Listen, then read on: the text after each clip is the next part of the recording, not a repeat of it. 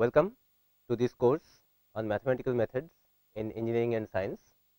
I am Bhaskar Dasgupta from IIT Kanpur, the instructor of the course. This is a course in order to bridge the gap between the undergraduate mathematics and the level of applied mathematics that is needed for serious analytical and computational research. For this course, we will be using this book, Applied Mathematical Methods, as the textbook. The course content will have a large number of topics. The first module of linear algebra, that is systems of linear equations, will be covered in these lessons. Next, the second important module of linear algebra will be taken up among these chapters, which are the chapters on eigenvalue problem. Finally, in singular value decomposition, we will be connecting the two different important problems of applied linear algebra, and we will briefly see the abstractions and fundamental ideas behind all this analysis. After that, we will take up a small module on the crucial topics of analysis or calculus, which includes multivariate calculus and also vector calculus in these three lessons. Next, from here our module for numerical analysis starts. The two lessons on nonlinear equation solving, and then two further lessons on introduction to optimization will cater to the first sub module of this part. Next, there will be a very brief introduction on the framework of constraint optimization methods. After that, the usual topics of numerical analysis, which are extremely important in applied science and engineering, will be taken up, which include interpolation, approximation, numerical integration and solution of ordinary differential equations. Next, our ordinary differential equation module in itself will start with these few chapters, after which we will go to the systems of ordinary differential equations. Next, from the lesson on series solutions through the lesson on Sturm-Liouville theory, we will be proceeding from the topic of ordinary differential equations to the approximation theory. The tools developed in the ordinary differential equation will be then applied into approximation theory in these few chapters. Finally, at the end of this differential equation module, we will have one important lesson on partial differential equations. Now, partial differential equations is actually a very large topic, and within a course on applied mathematics, complete justice cannot be done to this topic. Therefore, we will only briefly recapitulate the most important aspects of partial differential equations, which are applicable in various branches of science and engineering. After this, our module on complex analysis will be taken up in these few lectures. All through the course, in order to bridge the gap between undergraduate mathematics and serious frontier research computational requirements, we will be going through all these topics and emphasizing on the important interconnections between several branches, several areas of applied mathematics. These interconnections will be most apparent in the concluding lesson on variational calculus, which will in one go connect linear algebra, optimization, differential equation and many other areas of applied science.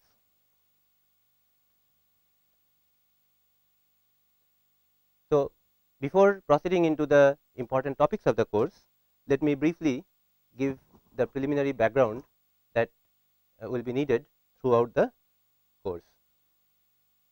The theme of this course is to develop a firm mathematical background necessary for graduate studies and research, and therefore, it is important that we conduct a fast paced recapitulation of the undergraduate mathematics, here and there with extensions with supplementary advanced ideas for a mature and forward orientation of the subject matters covered. And all through we will expose the students to the several interconnections between different areas of mathematics, and the highlighting of these interconnections will be one of the major focuses of this course. The purpose of this course is to preempt needs of future challenges that students might face when they take up serious computational and analytical research. Therefore, we will make a trade off between what is sufficient subject matter for coverage of the applied mathematics area and what is reasonable within the scope of a single course. Typically, the level and pace of the instruction will target the mid spectrum majority of students who are not extremely fast in understanding, but neither lacking background by too much. The notable beneficiaries therefore will be at two ends: those who would be efficient researchers in computational and analytical areas later, and those students who till now have somehow been afraid of mathematics. One of the purposes of this course is to make them free of their fear of this subject. In the course content, as I outlined earlier, we will have three large modules: applied linear algebra, numerical methods, and differential equations with applications, interspersed with two small topics on multivariate calculus and vector calculus and complex analysis. Now, apart from this textbook that we will be covering, those students who can afford to cover more material, they can consider consulting one of these books, which now these slides will be available in the website even further. So, these references can be consulted at any time. Now, the logistic strategy that we will be following and we advise the students to follow during the course is, to the extent possible, study in the given sequence of lessons, the lesson sequence that we follow in the course. And another important advice is, do not read mathematics. There is a habit among many students to read through mathematics, and that way the understanding of mathematics typically does not become firm. Our advice to students is not to read mathematics, but rather to use lots of pen and paper. Read mathematics books, but when it comes to mathematics, you do not read mathematics, you do mathematics. So, whatever we develop here, the student should on his own try to develop the same theme parallelly with his own hand on his own paper. That way the understanding becomes really deep. As we proceed through exercises, as we proceed through the several lessons which gives out exercises, it is important to go through those exercises. In the structure of this course, since it is a fast paced recapitulation, many of the important theoretical developments are also framed and tailored in the form of exercises. As the student goes through them and as the student attempts those exercises, many of the theoretical background issues are actually covered there. Now, in many of the exercises that I will be giving, there are prescriptions of which method to use. It is not necessary that the student uses only that method. My advice is, use as many methods as you can think of, and certainly including that method which has been advised. After you complete the exercises of the book, you can consult the appendix to check the solution and also see through the several interpretations given in the comments in the solution there. Important issue in following this kind of a course is to think and get excited beyond what is there in the text and what is there beyond in the lecture and beyond the exercises for that matter. If you find that not enough time is there to attempt all the exercises given, and if you want to make a selection, then this will be my advice, in which for every chapter, out of the problems given at the end of the chapter in the textbook, there are some problems which are marked here as selection. In my understanding, in my opinion, if you follow through these numbers and complete these problems in every chapter, then your understanding of the basic material covered in the course will be adequate. Ideally, you should try to attempt all problems, but if time is lacking, then this selection will help you in carrying forward without losing too much on the subject matter. In many of the exercises, you will find that you will need to write a small program, because there may be some repetitive calculations which it is not very easy to complete without a computer program. So, therefore, it will be worthwhile to master a programming environment. You can choose your language. You can use C, C, Pascal, Fortran, whatever language is your favorite, and in that choose a programming environment in which you will be writing those small programs which will be needed to solve a few of the problems. Quite often, you may use mathematical numerical library or software like NAG or IMSL. Both of these things you can get if you use the MATLAB programming environment, in which you can write small programs very easily. And therefore, if you feel that you do not have a very good MATLAB background right now, you can take a tutorial session in that itself and prepare yourself for taking up the problems later in the book and in the course.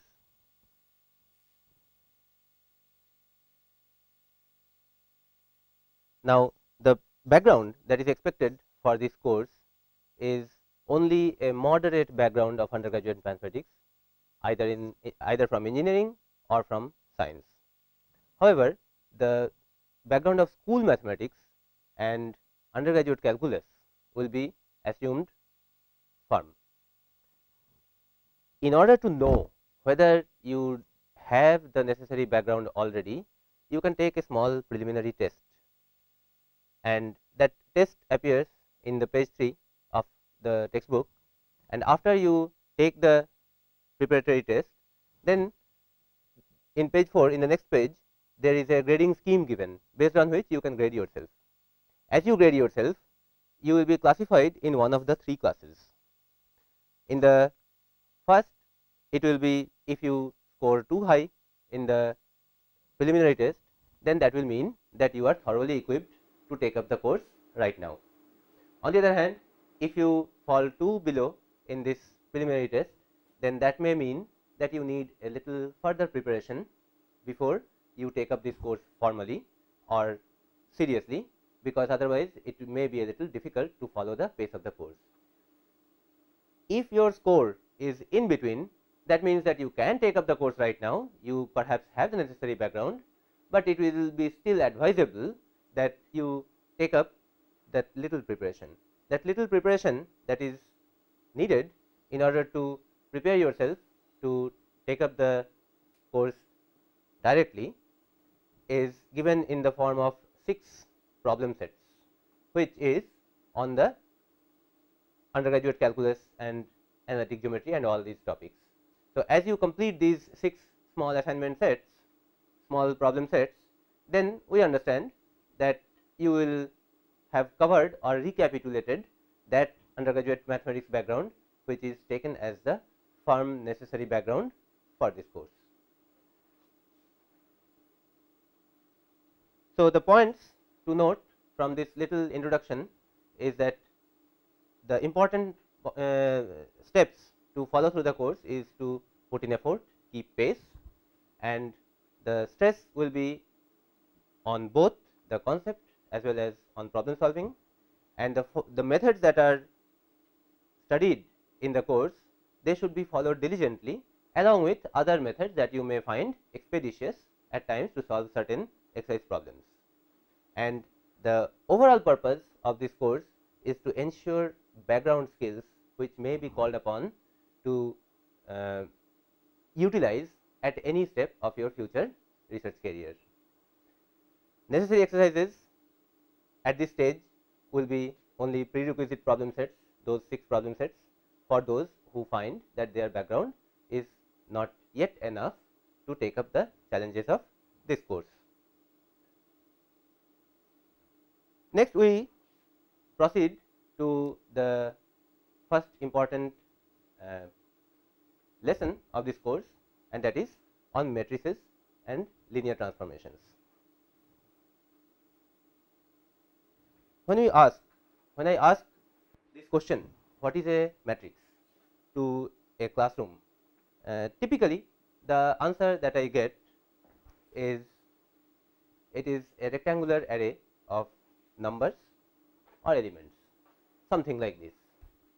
Matrix A is given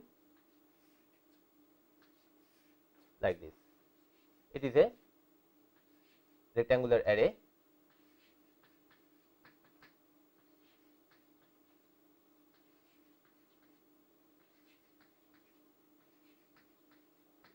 of elements.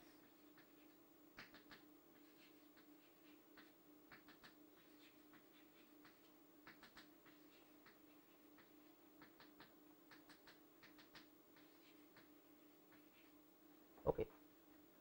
A small variation, a slight variation of this answer is that it is a mapping f from the set m cross n to the set capital F, where m is 1, 2, 3 up to m and n varies from 1 to n, and f is the set of real numbers or complex numbers.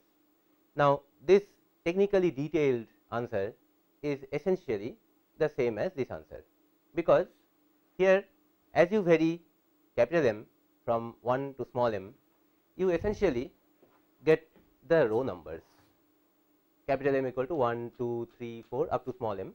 Similarly, as you vary the other index capital N from 1 to n, you basically change the column numbers. So, what this particular description of matrix essentially says is that if you tell me the row number and column number, then I can tell you a unique member of this array, which is actually the same as a rectangular array of numbers or elements.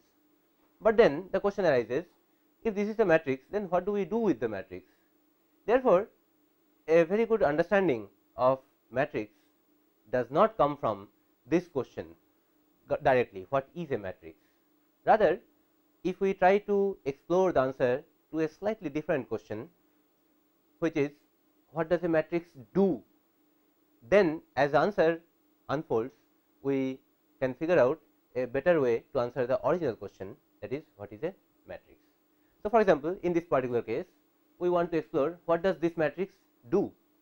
So, anybody who has gone through undergraduate mathematics knows that when a matrix A operates on or is multiplied with a vector in this manner, then as a result you get another vector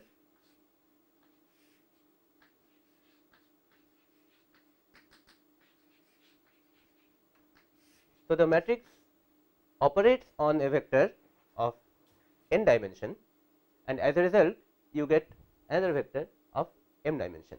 That is the job, that is the primary job of this matrix of size m by n. Therefore, when we ask this question, what does a matrix do, the trivial answer that we get is that with an m by n matrix A, when the matrix A multiplies a vector x, then as a result we get a vector y, and the matrix vector multiplication rules will directly give us the expressions for y1, y2, y3, etc. from here. Y1 is a11 x1 plus a12 x2 plus a13 x3 and up to a1n xn. So, this complete description in this manner or concisely in this manner tells us what does a matrix do. As we take this and proceed on this theme, then we will see what are the other things that the matrix will be able to do. Before that, we will consider these small definitions of several functions as a small diversion and try to understand what is actually taking place here when the matrix multiplies with a vector. Consider this small diversion. Y equal to f x, this is the description, this is the statement of a scalar function f of a scalar variable x. Now, we have heard of multivariate functions, functions of several variables. So, you can say that there can be another definition of a function in which y is a function of x, but here x is not a scalar, but it is a vector. Then we say that y is a function of a vector variable x, or we can say that it is function of several variables x1 to xn. If we can define one such function, then we can define many such functions. So, suppose we define y1 as f1 of x, y2 as f2 of x, and so on, k running from 1 to m. Now, if we have these y1, y2, y3, y4, then it is also possible to organize them in a vector like this, and in that case the function representation will be y equal to f of x, in which y and x both are vectors. Then we say it is a vector function of a vector variable, right. And a special case of such vector functions of vector variables are actually represented by this kind of a relationship y equal to a x. What is a special situation of these functional requirement? You note that here also you can consider this mathematical relationship, this equation, as merely the description of a function. So, this gives us y as a function of x. Y is a vector variable, x is another vector variable, and how y depends on x? The dependence is stated here. Now, what is so special in this dependence? In this dependence, we see that in the description, in the expression for every y, x1, x2, x3 up to xn are appearing in a particular fashion. There is no sin x1, no log x2, no e to the power x3, no x2 square, no x2 x4, such terms are absent, and this defines a particular kind of function, which is also stated like this. Now, in the statement y equal to f of x, the function could be anything. As we say y equal to a x, we are talking about a particular kind of function, and that kind of function is a linear vector function. Therefore, when we ask that question back, what is a matrix, the detailed or more informative answer would be a matrix is the definition of a linear vector function of a vector variable. The point to note or the caution to be exercised is that matrices do not define vector functions whose components are of this form. Why? Because in the matrix vector multiplication that we saw just now, in that this term will not be present. Therefore, we will say that this kind of relationships, this kind of functional forms in which there is a constant term, x free term is there, that kind of mappings, that kind of functions, matrices will not define. Other than that, if you remove this term, then whatever is remaining, that kind of functional relationships, matrices describe, matrices explain, matrices express directly. Now, this gives us one definition, that is one meaning of the word matrix in applied mathematics. A matrix is the definition of a linear vector function of a vector variable. The vector variable is x and y is a function of that. What kind of function? Linear vector function. Vector function because y itself is a vector, and linear because of this particular relationship. Anything deeper than this we can think of? It is other than the description of a linear vector function, other than the description of a function, something more revealing, something more deep we can find out when we try to connect this algebraic entities with geometric entities. Consider this situation. Let vector x, x1, x2, x3 transpose, that means it is finally a column vector, x is a column vector, denote a point x1, x2, x3 in a 3-dimensional space with frame of reference O x1, x2, x3, which will look like this. O x1, x2, x3 is the frame of reference in which x, the vector x with coordinates x1, x2, x3 will denote a point x1 in this direction, then x2 in this direction, then x3 in this direction. So, that denotes a point. So, this vector x will denote a point in this 3-dimensional space. Now, with m equal to 2 and n equal to 3, we will have a matrix A, which will look like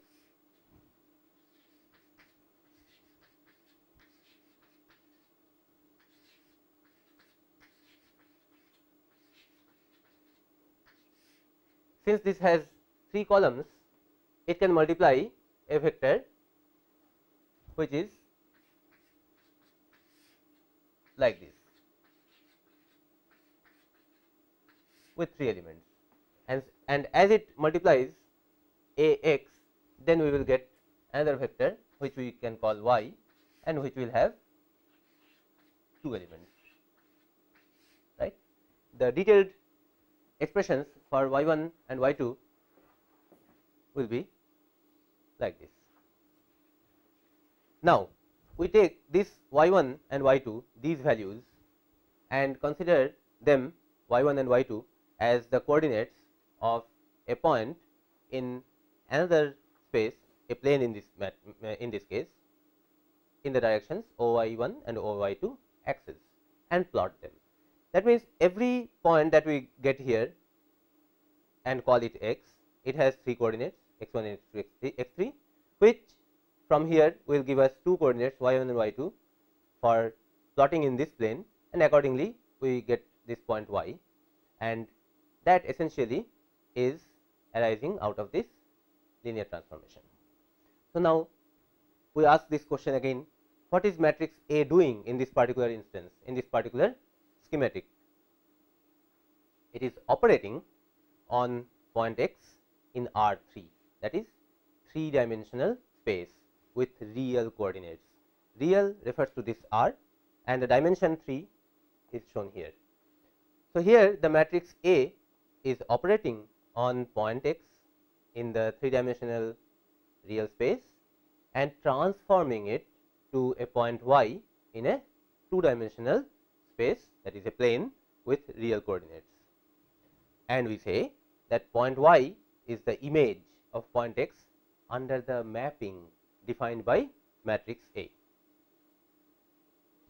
Note that this domain of this mapping R3, codomain of this mapping R2 can be immediately seen from the figure, and we can verify that this matrix A, this transformation from R3 to R2 does fulfill all the requirements of a mapping by definition. For example, for the definition of a mapping, for the successful definition of a mapping, you will require that every point in the domain gets uniquely mapped to the codomain. So, every point that you take here, for that you get the coordinates, and these coordinates will certainly give you 2 real numbers which can be plotted here, and you can get a point here. The definition is always there. That is one important requirement for a mapping, and the other important requirement for the mapping is that it should be unique. Now, since this is a linear relationship with the same x1, x2, x3, you can never find different sets of y1, y2. That means, this definition is unique. So, that way this matrix A does fulfill the basic requirements for a mapping. Note here that this necessity of definition and necessity of uniqueness are only in the forward direction, as it is in the case of a mapping. It is not necessary that for every point here there must be a point here. That is not necessary in the mapping, and that is not necessarily given in this kind of a matrix multiplication either. Similarly, it is not necessary that for a point here there must be a single pre-image. There could be infinite pre-images, and that is not a necessity in mapping, neither a necessity in the matrix multiplication here. Then we arrive at another important definition of the matrix, or another important action of a matrix, and that is a matrix gives a definition of a linear transformation from one vector space to another. In this particular example, we saw a linear transformation from R3 3-dimensional real space to R2 2-dimensional real space, that is a plane. Now note that we are talking about a definition and not the definition. That means that preempts the issue which we will be discussing later, that there could be different definitions or different matrices defining the same linear transformation. Now, as we have started discussing the issue of linear transformations, consider this. Suppose we take this matrix A and we operate it on a large number of points in the domain R3. That means x1. Now, this x1 is a vector x1. We are not referring to the coordinates anymore. We are referring to the vector, one of the such vectors, and referring it as x1, which will have several coordinates, 3 coordinates in this particular case. We could refer to that as like this. So, one such vector we take and multiply that vector with A. Then we get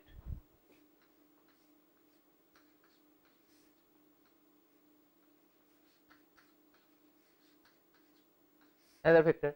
Now, like this, if we consider a large number of vectors, then here we will have, for each of these vectors we will have images, right. So, if we denote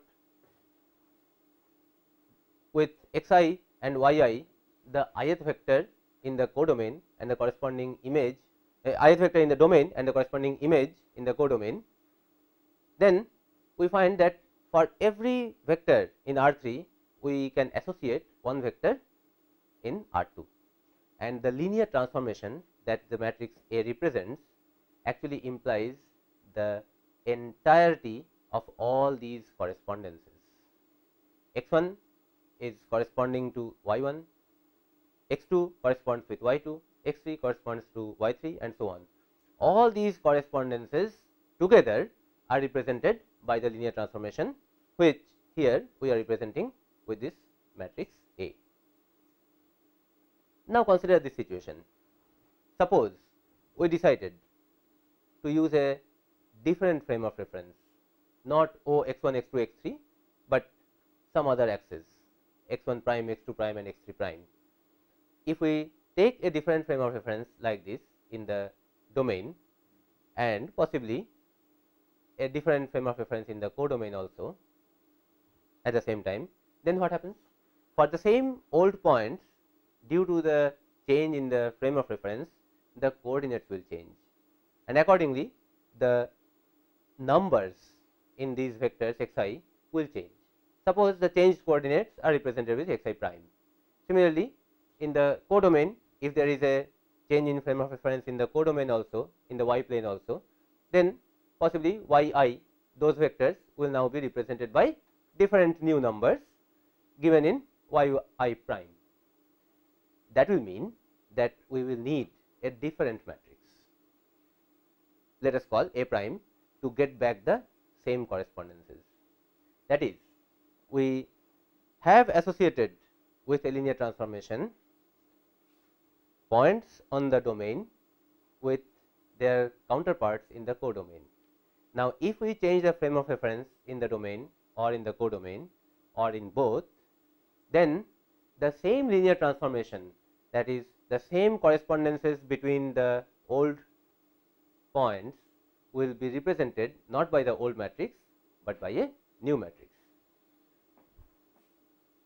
And therefore, we say that the matrix a matrix is a definition of a linear transformation and not the definition of the linear transformation, because a matrix is just one description. The moment frames of reference changes, the description will change, the matrix will change.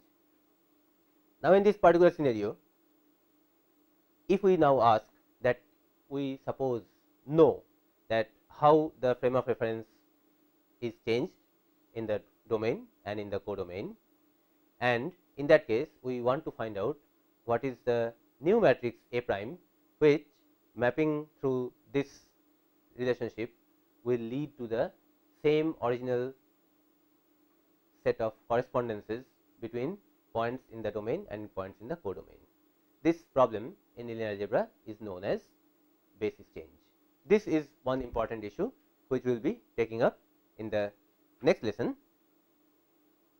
Before that, it is important to point out that in this entire course we will be assuming a large number of matrix terminology as a matter which is firmly there with the student. Now, if these and many such basic matrix terminology are out of practice, then it is important that before proceeding further you take up a matrix algebra book and brush up on these issues. These are the topics which we will be, these are the definitions or concepts which we will be taking as background all the time. In this lesson, the important issues that we came across are these two. One, a matrix defines a linear transformation from one vector space to another, and second, that matrix representation of a linear transformation depends upon the selected basis or the frame of reference of the source space and the target space. In this particular lesson, problems 2 and 3 are in the classification of necessary exercises which will cover the appropriate background. So, as we have time in hand, we take up an example of linear transformation and matrices relevant to this particular lesson. Here we have this matrix, a 2 by 3 matrix A.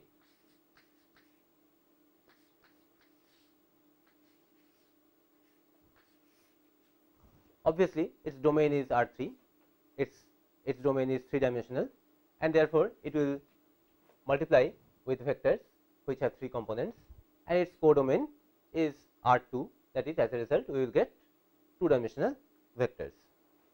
So, what we do, we sketch here the way the domain and the codomain will look like.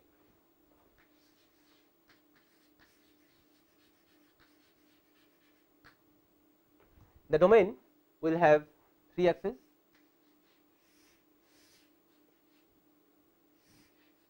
We will show this as x1, this as x2, and this as x3, origin O. The same origin, but shown separately, is here, where we have this as O y1, this is y2, right.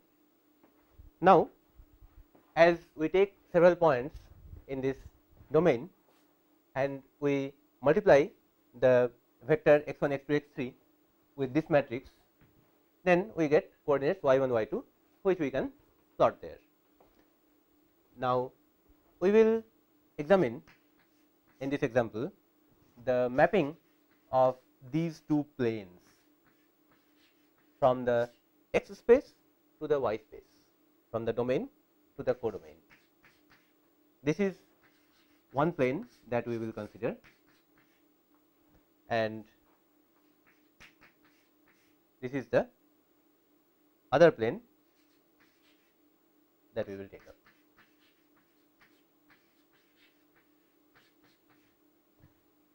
In this case, we can see that the way the equation of the plane is written, the intercepts are 2, 5, 3 on the x1, x2, x3 axis. So, that we quickly plot here 2, 5, 3, 2 here. So, this is a point. So, let us denote this point as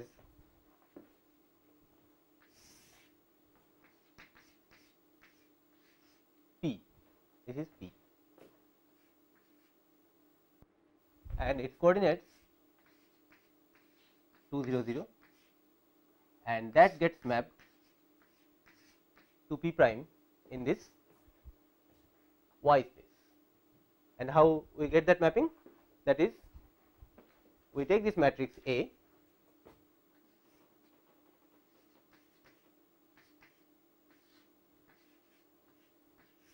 and multiply with the vector which denotes this point. Obviously, the result is twice this column, because 2 is here and here we have zeros. So, this gives us 4, 8. That means, the point P prime, which is the mapped position of this point P here, is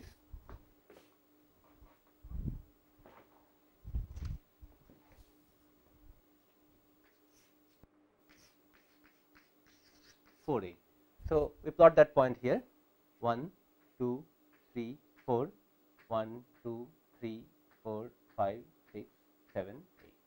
So, this is point P prime, the mapped point from P. Similarly, the other 2 points we mark here. Point Q is taken as the x2 intercept here. So, we can say that the x2 intercept of this plane is 0, 5, 0, and that goes to Q prime, which similarly will be given as 5 times this column, that is minus 5, 0. So, here we try to plot minus 5, 1, 2, 3, 4, this is point Q prime. Finally, point R. Here the x3 intercept is 0, 0, 3. So, that point is here, and it gets mapped to 9, 3 from here.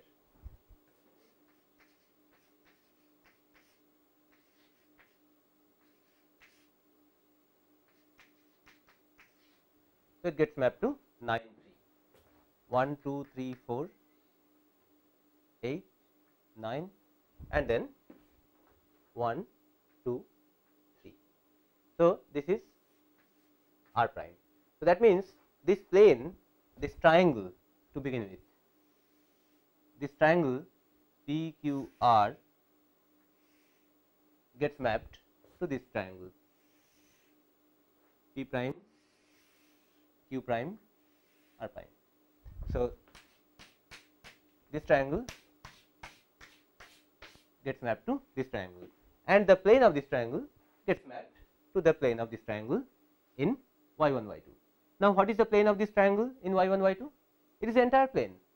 Therefore, we can say that this triangle PQR gets mapped to this triangle P prime, Q prime, R prime, and the plane of this triangle in this 3-dimensional space gets mapped to the entire y1, y2 plane here. Complete plane is covered. Now, let us take in the other case, in this case 2, we have got this as the equation of the plane. If we want to describe the plane in this case also with the help of intercepts, then we need to slightly reorganize this equation, and we do that reorganization here. 2x1 is x1 by half plus x2 by 1 plus x3 by minus half, and in that case we have got those 3 intercepts here. This point is at the intercept half, let us call it P1. Next, this point 0 1 0 here, that is here, let us call it Q1, and this third is at minus half. So, that will go somewhere here, and this will be the plane. This will be the triangle P1 Q1 and R1. This red triangle is the triangle under question, and we try to see mappings here. So, P1 half 0 0 will map to a point P1 prime, which will be basically half of this column, that is 1 2. So, we map it here 1 2. This is P1 prime in the y plane. Next 0 1 0, that is Q1, and that will be mapped to Q1 prime, and that will be simply this vector minus 1 0, and we map it here minus 1 0. Finally, the third point, that is at minus half,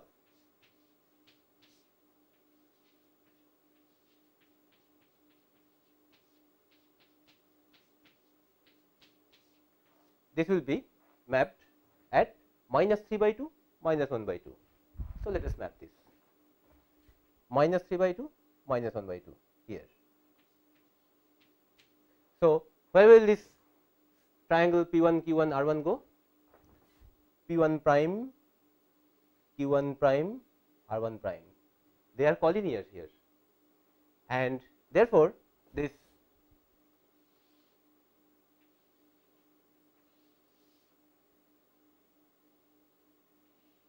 entire plane of P1 Q1 R1 from here will get mapped to this line. The triangle will get mapped to this line segment.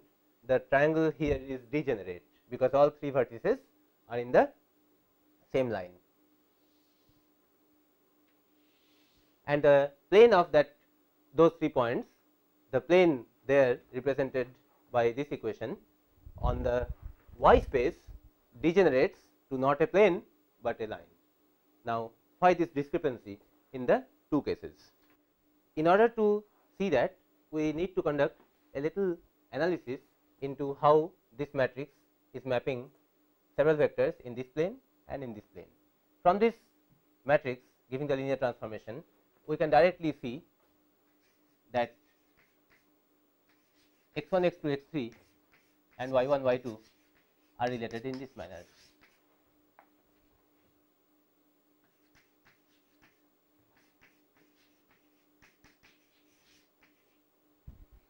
This particular plane, the second one, which is degenerate, which got mapped to a particular line, that equation we now write here.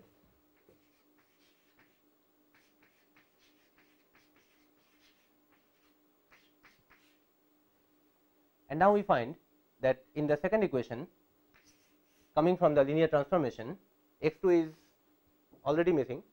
Now, we want to get rid of this x2 from here, and that we can do by adding the first equation from here to this. As we do that, we find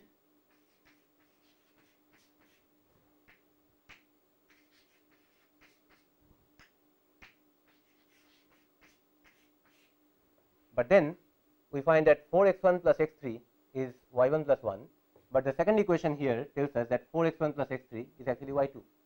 That means that y1 plus 1 equal to y2 gives us a special relationship between the coordinates which are on this plane.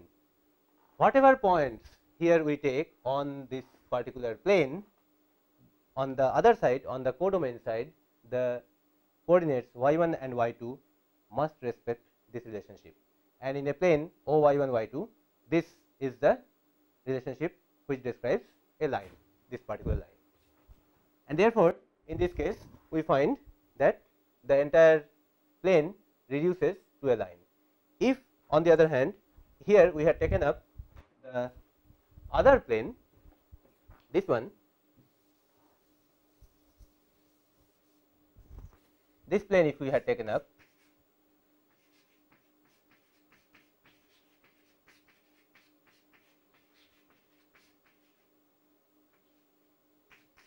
then among these three equations no organization, no reduction would give us a relationship between y1 and y2 which is independent of x1, x2, x3.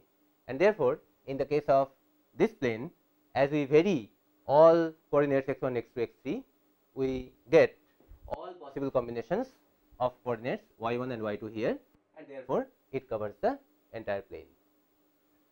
In the second case, we find that the null space of this matrix, this transformation, falls along a direction which is contained in this plane.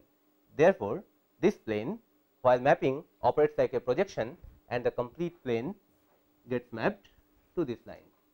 Such issues will be taken up in more detail in the next lesson, which is the operational fundamentals of linear algebra. Thank you.